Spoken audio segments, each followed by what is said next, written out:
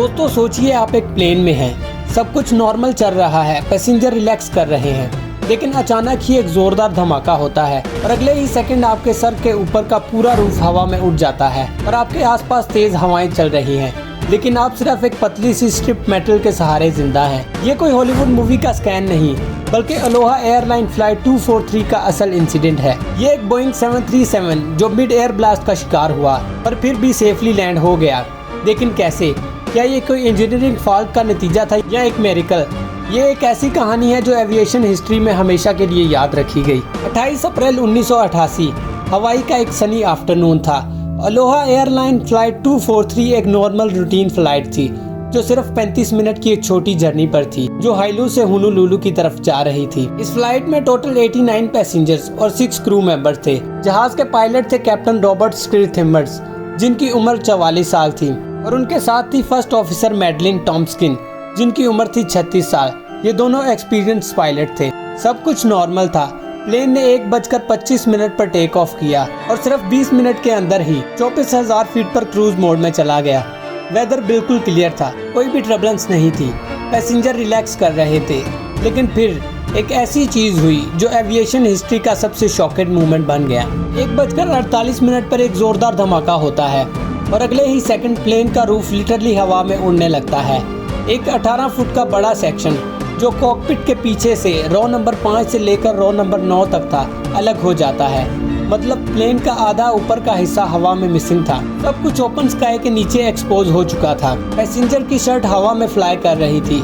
Oxygen mask नहीं खुल रहे थे क्योंकि ऑक्सीजन सिस्टम भी डैमेज हो चुका था। और अब सबसे पेनफुल मोमेंट ये था कि फ्लाइट की एक अटेंडेंट, जिनका नाम था क्लाराबेल लैंसिंग, प्लेन से बाहर गिर जाती हैं। ये थी 58 इयर्स की क्लाराबेल लैंसिंग, जो 20 साल से इसी एयरलाइन में काम कर रही थी। जिस मोमेंट ये एक्सप्लोजन हुआ वो रो नंबर 5 के पास खड़ी थी और बिना किसी वार्निंग के हाई प्रेशर एयर ने उनको प्लेन से बाहर खींच लिया। क्लाराबेल इस इंसिडेंट की इकलौती विक्टिम थी। कैप्टन रॉबर्ट और फर्स्ट ऑफिसर टॉम्पकिंस के सामने एक इम्पॉसिबल सिचुएशन थी। प्लेन का आधा रूफ हवा में उड़ चुका था, लेकिन अच्छी बात यह थी कि वो अब भी कंट्रोल में था। कैप्टन ने फौरन मेडे कॉल दिया और इमरजेंसी डिसेंट स्टार्ट किया ताकि कैबिन में जो ऑक्सीजन बची है वो कम एल्टीट्यूड पर स्टेबलाइज हो सके। प्लेन में ऑक्सीजन सप्लाई नहीं थी, इसीलिए जल्द से जल्द 10,000 फीट की ऊंचाई पर आना बहुत ही जरूरी था। पायलट्स ने ऑक्सीजन लेवल को बैलेंस करने के लिए प्लेन को 10,000 फीट तक लाना शुरू कर दिया।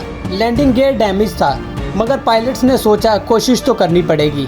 टेल सेक्शन भी डैमेज हो चुका था, मगर अच्छी बात यह थी कि कंट्रोल अब भी काम कर रहे थे और सिर्फ 13 मिनट के अंदर ही एक हाफ डिस्ट्रॉय प्लेन को सेफ लैंड करना एविएशन हिस्ट्री का एक सबसे बड़ा मेरिकल बन चुका था।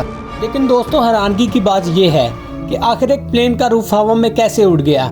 ये एक सिंपल एक्सीडेंट नहीं था, बल्कि बोइंग के एक सीरियस इंजीनियरिंग फ्लॉ का नतीजा था। ये प्लेन 19 साल पुराना था और 89,000 से ज्यादा टेक ऑफ और लैंडिंग्स कर चुका था।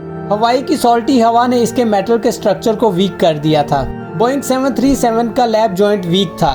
छोटी फ्लाइट्स में बार बार टेक ऑफ और लैंडिंग होती है जो एयरक्राफ्ट फॉसलेज को स्ट्रेस देती हैं। प्लेन ओवर यूज था पर उसको प्रॉपर चेक नहीं मिले। एयरलाइन की मेंटेनेंस टीम ने सिर्फ सरफेस लेवल की इंस्पेक्शन की थी। एक डीप अल्ट्रासोनिक टेस्ट से पता चल सकता था कि इसके मेटल में हिडन क्रैक्स हैं, लेकिन इसके अलावा भी प्लेन में पहले भी स्मॉल क्रैक्स रिपोर्ट हो चुकी थी, लेकिन इसकी डीप इंस्पेक्शन नहीं की गई।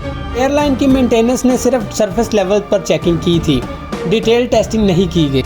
इस वाक़े के बाद FAA ने एयरक्राफ्ट के सेफ्टी रूल्स को और भी स्ट्रिक्ट कर दिया। बोइंग ने B737 डिज़ाइन फ्लॉज फिक्स करने के लिए नए मटेरियल और इंस्पेक्शन टेक्निक इंट्रोड्यूस की।